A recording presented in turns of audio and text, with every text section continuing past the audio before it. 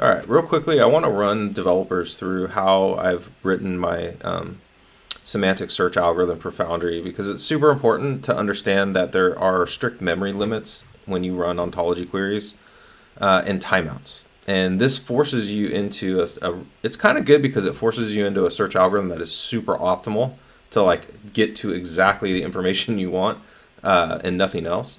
But there's some key things to keep in mind when you're designing these algorithms. So one, there's no ability to do projections that I'm aware of in the ontology, meaning I'm going to be stuck with all the columns, even if I don't need all the columns. And that can lead to memory overflow because one of those columns is embeddings, right?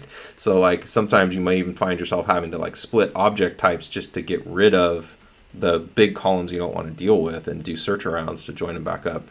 The other thing here is like you'll see like in my search query, I can specify pages and the company and the type of document I'm interested in, and all of that is being used to help filter down and whittle down to the smallest number of records possible. And so there are like search hints that I've designed for that purpose. And what's cool about the ontology is I can do a combination of traditional search against full text indexes. Things like fuzzy matching, for example, or exact string matching in combination with like vector search against the embeddings, right? And in this example, I've restricted the model to just a single page of the latest 10Q. And I'll dive into in a minute how my algorithm works to like from the query provide the rich metadata that allows me to do all this and with repeatable results as well. So we'll see in the algorithm how I design that. But so be very mindful that you need to optimize for memory. Your queries are almost never going to be CPU bound. They're going to be memory bound. You have a very small memory footprint available. I think it's like 128 megs. When memory overflow happens, you just time out, right? So like you won't even know that the real issue is memory overflow in a lot of cases. At least that's been my experience. Maybe there's some changes that are being rolled out. I do know that they're working on better error handling for this reason. But like, so just understand the number one cause of timeouts in my case typically is memory overflow. So we're going to dive in real quick how I'm optimizing for that, how my semantic search algorithm works, and maybe you'll base some of your decisions about how to optimize semantic search based on this. All right, so we're over here in the in functions repo in Foundry. It's going to be an advanced topic. I'm not going to get into what functions are or any of that. Go read the docs or watch my previous videos that cover these things. I want to dive right into the actual search algorithm. So we're going to just go through a couple. This is the live preview of it that's built into code authoring in Foundry. And so I've got a function that I've exposed over here for semantic search, and it's going to go ahead and allow me to test it. So I'm running in a live preview mode, which means any like code changes that I make are reflected in the preview. And then you also have published versions, right? So I can go over the published version and see what's live in production. And over here, I can test what I'm developing, right? And so what we want to analyze are the log statements first, because I can show you how I'm whittling down at each stage fewer and fewer rows based on the input, right? So if we go over to the logs, you can see that the first thing I do is query the query metadata. So you see this query get query data function is being called. The first thing I do is to see like, can I limit this to the documents I know of for Palantir, right? And because and I use an LLM, and the LLM gets in the context the available documents I have available, and it sends back this metadata query thing that is used for downstream so that I can further filter out the rows, both algorithmically and with the use of an LLM. So like in this case, I get back, the model correctly chose, hey, this is related strictly to the latest 10Q, which is the 2024 10Q. It picked that from the list of documents that was available here. It categorized it as financial statements, which is used downstream as well. It says the form type, again, which helps, but there's no page ranges, right? So it sends back -1, and that is used in my algorithm downstream to know like whether or not I should attempt to filter by pages, right? And so we're going to jump in a minute here just to look at how that's done and also how it affects filtering. And you can see in my log statements here, I'm doing a pre and post object count after doing the filtering. And so like the first filtering that's done is it's going, all right, I see there's a path. I'm going to get the 92 pages of that document that are in the ontology, and then I'm going to run everything downstream in the filtering off of just those 92 pages, right? And then here it does a KNN search along with traditional string-based matching. and it whittles that down to 10 pages, right? And then it goes and joins, it continues through the filtering steps, and then it joins up the table data, and that produces 88 rows of table data, which is way too many. I think there's or no, it's about right. That might be about right for the balance sheet. And then we get back our answer, right? And so first thing here you can see is like, well, it's pulling back quite a lot of pages. The balance sheet's on one page. So if we look at that same query, but we insert a page number, let's go ahead and run it. You'll see the log statements and that it just uses page 3, and that greatly reduces the amount of data that's being pulled back from the model. So these search hints are useful both for answer quality, but they're also a performance optimization to prevent those memory overflows I was telling you about earlier. And as you can see, like, I'm doing a lot of work to whittle things down as much as I can. Now, again, we get back what I showed you before, the same metadata, but this time I've got page 3 in the pages array. And you'll see here that after filtering by pages now, it's picked up that, oh, there are pages in the page array. After filtering by that, I only have one record in the ontology, right? And that reduced the table rows down to, or the amount of table data I had to pull back down to 4 rows, right? And so we get back this balance sheet, which looks much better. If we're looking at it in markdown format, this is actually more in line with what we see. I can't tell if it's 100% accurate here. We're not going for 100% accuracy. The tool allows for humans to edit these results and save them. I can show that in a separate video. But in any case, we've whittled it down to a much, much smaller number of rows. And that really helps performance. And you'll see it only took like 18 seconds to run, and that included answer synthesis with the LLM. So next, we're going to jump into how the injection of the metadata works, and then how the filtering works. All right, so let's just go ahead and close the function preview, and we're going to jump into the first function that's called in my semantic search state machine. And I do use xstate as a state machine to do this whole process. Just as a little bit of background before we jump in, I have this state machine written in, or actually not this one, this one here, written in xstate, an older version of xstate because Foundry doesn't support the newer version due to a limitation in the V8 runtime that's attached to functions. But if you want to learn about xstate, go check it out. Great documentation. Stately is amazing company. They put out really good tech. I've used this in production in very large scale applications, ones with 350 million unique monthly users powering payments. This is a robust state machine technology. It's not like LangChain, it's not like LangGraph, it's unstable. This shit is made for like real production usage, which is why I use it. But the first step we're going to do in our state machine, it ends up calling this query metadata function. And the first thing I do is just whittle this stuff down based on company name by fuzzy matching any token.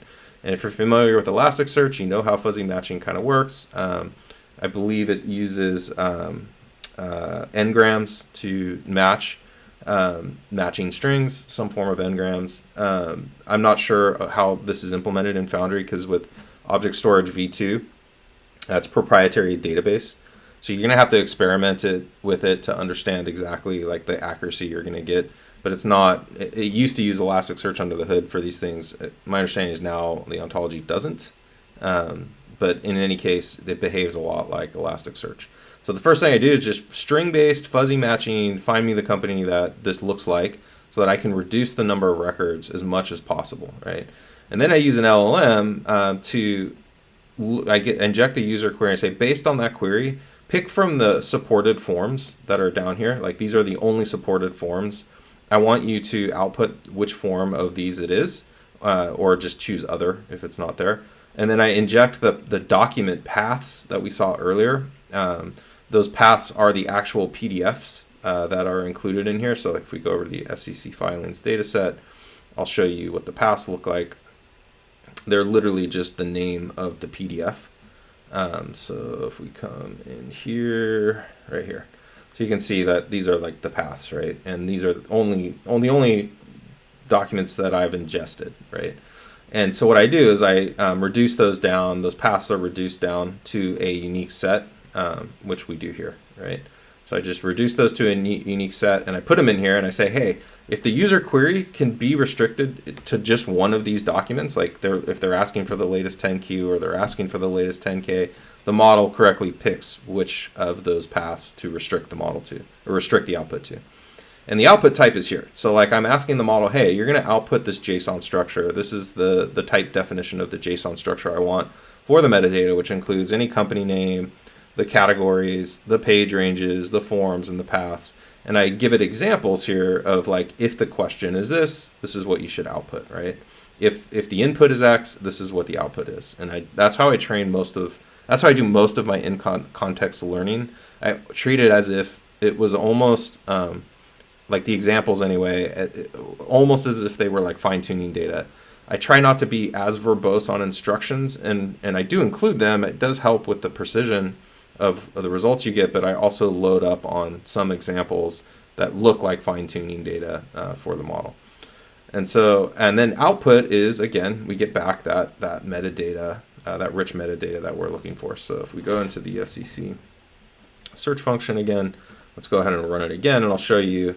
And here's my input prompt, right? Using only page 3, what was Palantir's balance sheet as of the latest 10Q? Again, it should pick up that, and based on this, that there is a page range, right? It's page 3, that I want only Palantir, and I want the latest 10Q, which should be the 2024 10Q.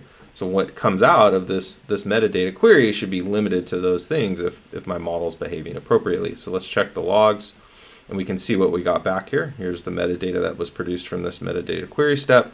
And you can see I got back, all right, yep, it's Palantir, it's financial statements, it's page 3, it's from the 10Q, and it correctly selected the 2024 10Q.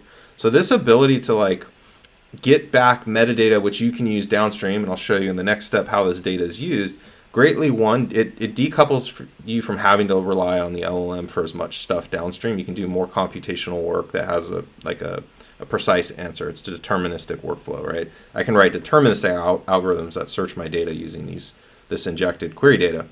It also helps just reduce the number of rows, which improves model accuracy. So let's take a look at the filtering step that then uses this metadata.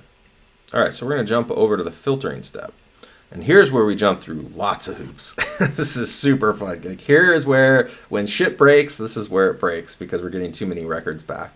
And so the first thing I do is just I set up a pointer to the object set that I'm interested in using. And you'll see in the function, like, I've got all these optional parameters here. And based on whether or not those parameters are supplied, because I don't know what the incoming metadata might be, I don't know what the results were, I take a different algorithmic approach. And so the first thing I check is like, am I going to be looking at paths or not, right? So paths meaning a PDF file was returned and it's in the array. There could be multiple PDF files, but did I get some actual PDF files, or did the model not know which PDF to choose based on the user query? Hint as a user, make sure you let the model know like which PDFs are relevant. Don't just like throw in there like some random query in which the model can't figure out, do I use the 10K, do I use the 10Q? I think for use cases like this, it's always helpful to teach users to be explicit about the documents they are interested in, if possible, right?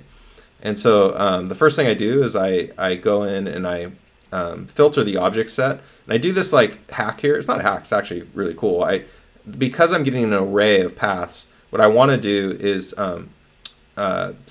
dynamically specify the filter statements. I can't, like when you're filtering objects in Foundry, I don't know what how many filter statements there should be ahead of time. I can't parameterize that. So what I do is I create an array of filter statements, which then get injected in here and actually execute as a dynamic filter. So if you need to do dynamic filtering in Foundry, this is how you do it. I use reduce. You could use whatever method you want, but I'm producing an array of filter statements, which then get injected into the actual filter call, right? And I do an or statement here. I'm saying if the path or the document is one of these included in the results, else excluded.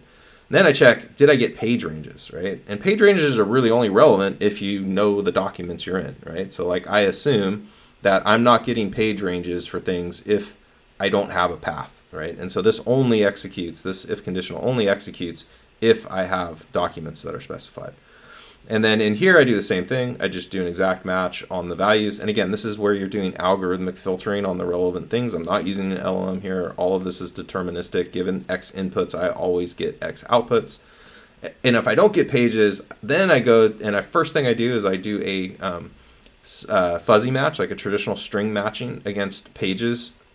I look at the page text and I pass the user query, and I look for things that kind of match. And then from there, I actually do a nearest neighbor or vector search. Now you might think like, oh, that's in reverse. Why would you do that? Well, a lot of it has to do with this memory thing I'm talking about, and also I often find that like users expect string matches. Like as a user, we've sort of taught ourselves through Google and through lots of other crappier search engines that really rely on string matching. Users tend to like produce queries that have keywords in them, and they get frustrated if you're not pulling back exact matches against those keywords. So I prefer keyword match and then do a semantic, like a vector search, to find the most semantically relevant ones for this particular search. And that respects the k value, which is just like, it's like the top p. It's determining how many rows to return against that. So that's how this works if I get paths and pages, or if I don't get pages, I do the semantic search. If I don't get paths and pages, I need to do some work to try and whittle this thing down. And so the first thing I do is like, hey, filter by company name, right? Find me something with this phrase prefix in it for company name. The other thing I look for is the form type. So like, is it a 10K? Is it a 10Q? You saw that in my query metadata step. I can get back like, is the form a 10K or a 10Q or whatever.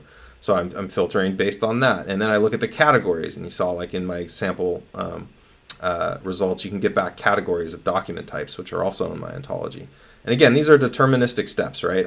This is not doing leveraging an LLM to find things, or to leverage a neural net to produce an output. This is just exact. Given the same inputs, I'm going to get the same outputs, which helps with getting repeatability as well in these search results. And then categories, again, filtering by that. And then I come back in and I do a similar thing I showed you previously, which is I do a fuzzy match, string-based matching. Then I do embedding, searching the vector embeddings. And that's how everything gets filtered down, right? So pretty interesting algorithm. It works really, really well, in my opinion. It generally is producing repeatable results.